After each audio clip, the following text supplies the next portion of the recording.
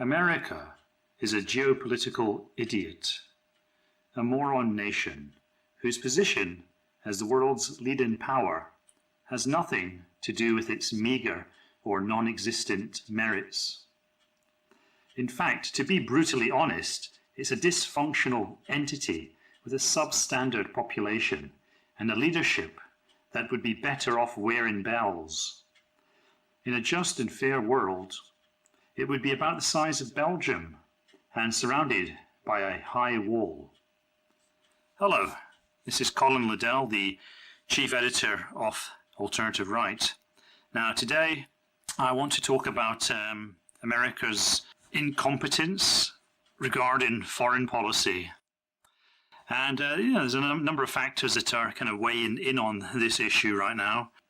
Just to rewind slightly, that quote that I just read at the beginning, that is a quote from my own article that I wrote a year or two ago for Countercurrents. The title of the piece is "Stop Overestimating America." And this has been a kind of theme with me for a long time. I tend to think America is a bit of an overrated country, and they've really got a rather soft ride from history. And because of that trajectory, they're not really adept at doing all the things that are required of a great power. And this is okay if your luck continues to back you up and things go your way, but that never lasts. And finally, any country, any nation, any empire is forced to rely upon its merits finally. And I think we see something similar to this happening with America. And this is also, you can also tie this into the American election, because you have two candidates. And there's a number of dichotomies you can employ in talking about these candidates. But I think a particularly useful dichotomy would be to regard one candidate as the candidate of having a foreign policy, and the other candidate being in favor of more or less not having a foreign policy. And of course, that's a bit of an exaggeration. But what it means is you have one candidate, namely Hilary Clinton, who believes in getting involved in a lot of things which don't rightly concern America, especially given its position a couple of oceans away from most of the rest of the world. And you have another candidate, who is Trump, in fact, who kind of believes that America's been wasting a lot of its money and time getting involved in a lot of these foreign squabbles. And that it would be better for America to kind of just face the reality of what it is, this kind of continent with a couple of oceans, to kind of delimit it, and to just sort of live out that role and to be less of a global power. And instead to become like a very, very large regional power in its own particular region, and to still trade and do business and whatever with the rest of the world, but not to be kind of constantly stirring the shit, wherever it shows up. That's one useful dichotomy for viewing the election. And there's been a lot of talk recently about possible war with Russia. I've got very mixed views about that. I think there are definitely forces in America that would favor some kind of war. On the other hand, I think a lot of people realize that if that happens, we're not really going to be in a very good position. The thing about the U.S. military is it is part of the economy that is actually completely dependent upon the government, and as such, it is incredibly inefficient. And like a real contest would create lots of strains upon it. And I think the caliber of the people in the US military would be shown up, and it would not be a very impressive display, I think, if they had to fight against a real power like Russia, like China, like even North Korea, like Iran even. There's very good reason why America avoids certain conflicts and chooses others. There's a very interesting video that I saw recently, the hyper-normalization, and in that video, it includes a lot of other things, but one of the points that comes out quite clearly is the fact that America kind of picked on Libya because it was seen essentially as an easy target.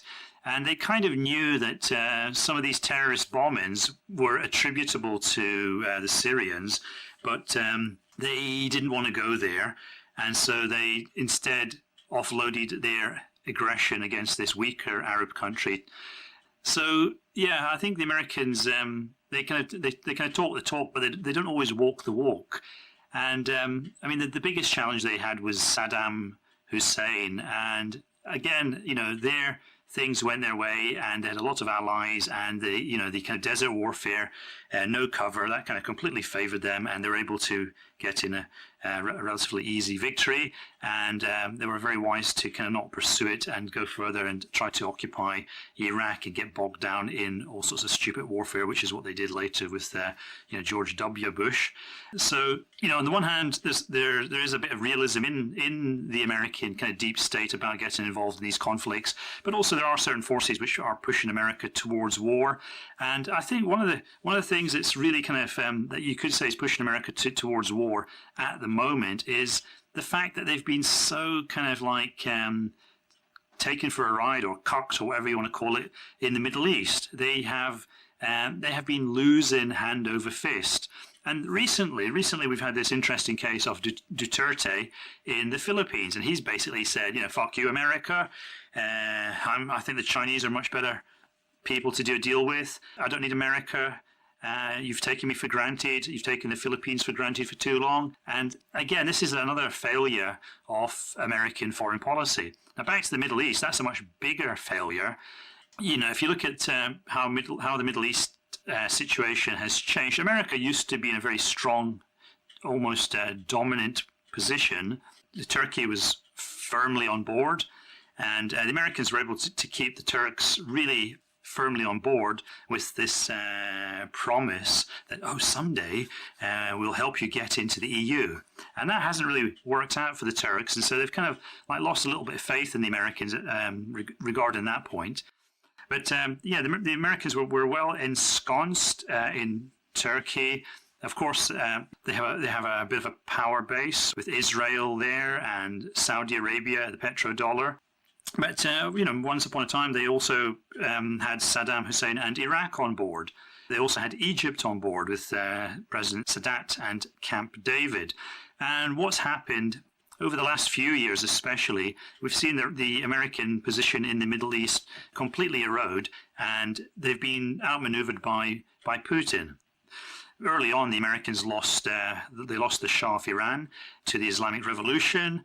And of course, the Islamic Revolution wasn't particularly friendly to the Soviet Union, naturally. But after the collapse of the Soviet Union, there was a period of Russian weakness. And then as Russia rebuilt its strength, there was less of a barrier between the Russians and the Iranians. And they've kind of got on quite well, and they've become almost quite firm allies. And then when America had that nasty business with Saddam Hussein, they also conveniently, you know, removed him, allowing the Shiite majority to, you know, assume a dominant position in that society. And because of the Shiite connection, that has aligned Iraq more and more with Iran. And so they've basically shot themselves in the foot there. They could have countered in a number of ways, but instead they basically just thought, okay, I've shot myself in the foot. Let's see if I can shoot myself in the other foot. And they kind of did that with Egypt, I think. Egypt was quite close to America under Mubarak, who was the successor to Sadat. And the Americans pumped in a lot of military aid there. They wanted to ensure that Israel did not become isolated, and so they were very, very generous to the Egyptians, and things were going quite well there. And then when the Arab Spring happened, which was partly the result of America exporting its inflation to the rest of the world, when the Arab Spring occurred, the Americans thought, oh wow, what are we going to do here? We've got all these young, tech-savvy, social media-savvy protesters and young people who are rising up against these old, slightly dictatorial regimes.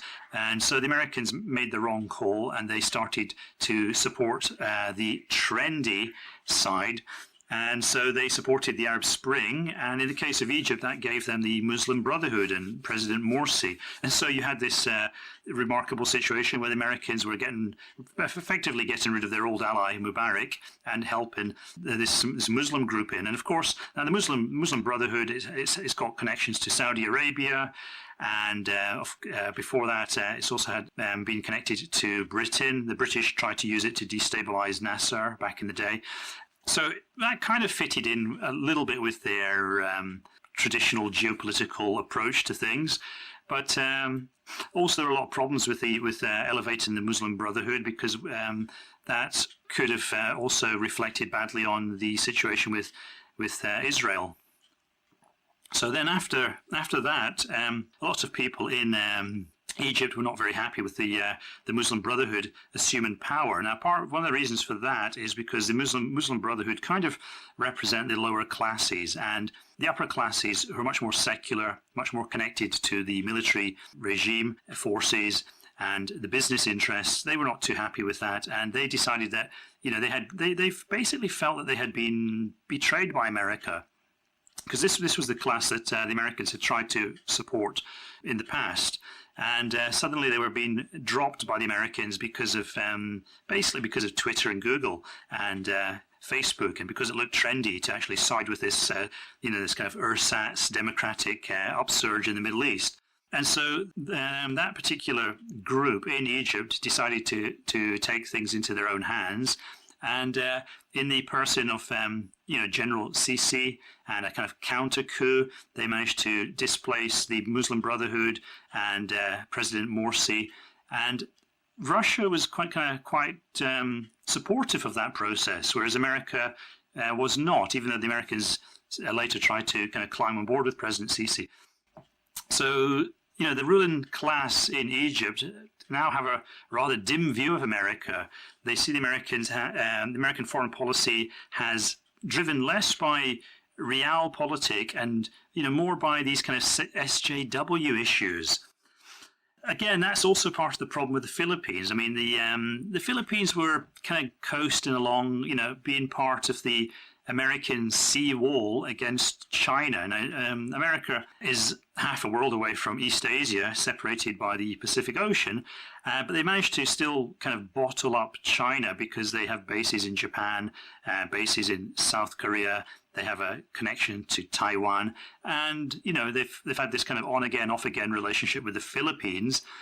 And so, if you put all that together, that gives America quite an effective geopolitical seawall that really kind of threatens the sea lanes of China. So it's a very strong geopolitical position. And so even if the Chinese had a much bigger naval power, they would still be at a disadvantage because of that geopolitical positioning. But what's happened now is the Philippines has kind of basically defected to China. And how was this able to happen? Now, there's a couple of reasons. At first, the Philippines, they were antagonistic to China because the Chinese are making quite assertive territorial claims in the South China Sea in order to get drilling rights. They've been building bases on these tiny atolls that they claim, and so on. And this has bred a bit of friction with the Filipinos. But that was a rather superficial quarrel, and the Chinese kind of realized that, and they employed a bit more subtle diplomacy, and also they held out a lot of inducements to the Filipinos, economic inducements, promising various kinds of investment and so on. But another thing that really made a difference was the fact that America started to tut-tut at President Duterte's policy against drug addicts. Now, President Duterte, he's a different kind of figure. Some people say that he's the Trump of Asia, and that one of the big problems in the Philippines, and kind of like a legacy from the days when there used to be quite a sizable U.S. military presence. One of the legacies from that period is this drug culture. Having an American military base in a third world country tends to promote all sorts of vice, prostitution, drug use. People are bored on the base, You've got a lot of time to kill. You're not really doing anything particularly useful. You're just there. And people just want to get stoned, a lot of them, or go and hang out with hookers. And so once you have prostitution, that also involves a lot of drug use, because hooers need their drugs to zone out a little bit when they're being fucked by the Marine Corps or whatever. So this drug culture that was a serious problem in the Philippines was kind of left to them by the United States. And Duterte really wanted to deal with that, and regardless of the origins of this drug culture, he definitely wanted to deal with it in the rather crude ways that are used in third world countries. And so obviously that means taking off the gloves, getting down and dirty, and cracking a few heads in the old-fashioned way, and being a bit of a rough around the edges character. He said a lot of things that sounded pretty shocking to an American population that has been brought up in the cotton wool of political correctness and pampered with safe spaces and trigger warnings. The Americans decided that, oh no, this guy is fucking up our politically correct narrative here, and so we've got to show our displeasure and tut, and that's just going to rub up these people the wrong way. So it's a complete lack of realpolitik and common sense and diplomacy. These people are different from you. They're entitled to be different from you, and don't try to impose your cosseted moral standards on them. And that's what America did. And so that was kind of like the final straw. And then the Duterte government, they just thought, this is we're not going to take this shit anymore. Plus, the grass is greener on the other side, and the Chinese are, being quite friendly and generous, it would appear. And of course, the Chinese can't afford to be generous, because they've got this enormous amount of useless American money that's been sent to them in return for all these exports they've been pumping out, and they need to find something to do with that money. And so what the Chinese government has decided to do is, instead of distributing all that money among the Chinese population and allowing a kind of consumer boom that could overheat and also undermine the effectiveness of Chinese industry, they've adopted a policy called OROB, One Road, One Band, which means what they do is they try to invest that money overseas by building various kinds of infrastructure and making various kinds of investments that then give China much more of a say in the affairs of those various countries. So, for example, the Chinese have recently built a massive new docks in Mombasa in Kenya. Something which should be of interest to Obama. And this is what they do. The policy is, you have all this excess capital that you have because of the trade imbalance, so you have to then use that excess capital to bolster your geopolitical position. And I think what we're seeing in the Philippines is a sign of that.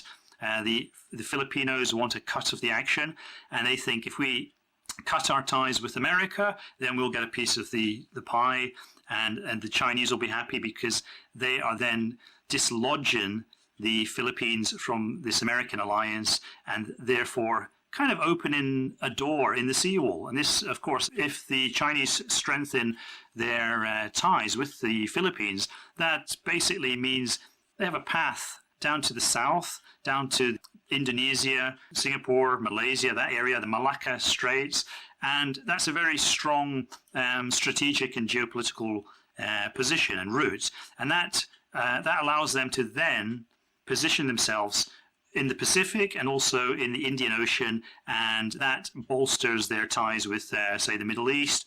And so we see a kind of a number of things coming together here: Chinese power, Russia's Middle Eastern agenda.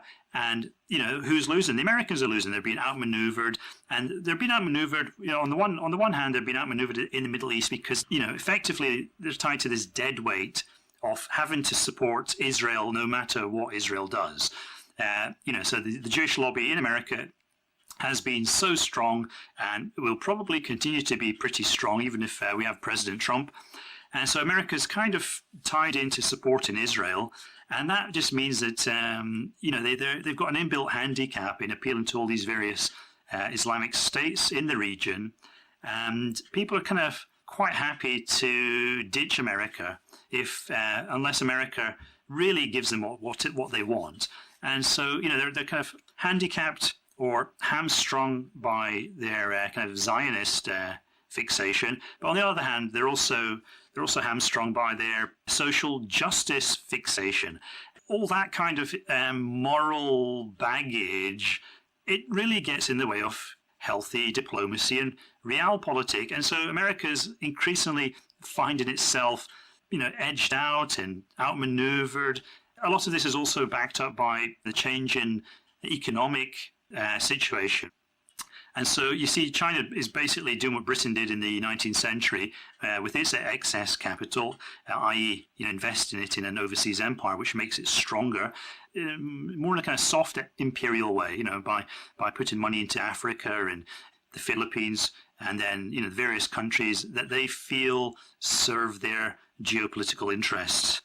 So whether America chooses Hillary or Trump, I think America is going to find itself in a position where being very, very proactive on the global stage and being very, very globalist and having all these various interests overseas is going to become much, much more of a burden, and it's going to involve a lot more problems. So of the two candidates in the US presidential election, I actually think Trump is the candidate who's going with the flow of history in this case. And the flow of history is for America to make a kind of gradual retreat from the rest of the world. And Hillary is going against the tide of history. She is trying to double down on this kind of strong America, this bossy America, this kind of self-important, moralizing America that's trying to substitute fake morality for realpolitik and economic benefit. The other countries in the world don't want this fake morality. They want economic benefits. And if America can't supply those economic benefits or political benefits, they're going to look for them elsewhere. I don't think America has any more feet to shoot itself in. So on that note, I think I'll end this video.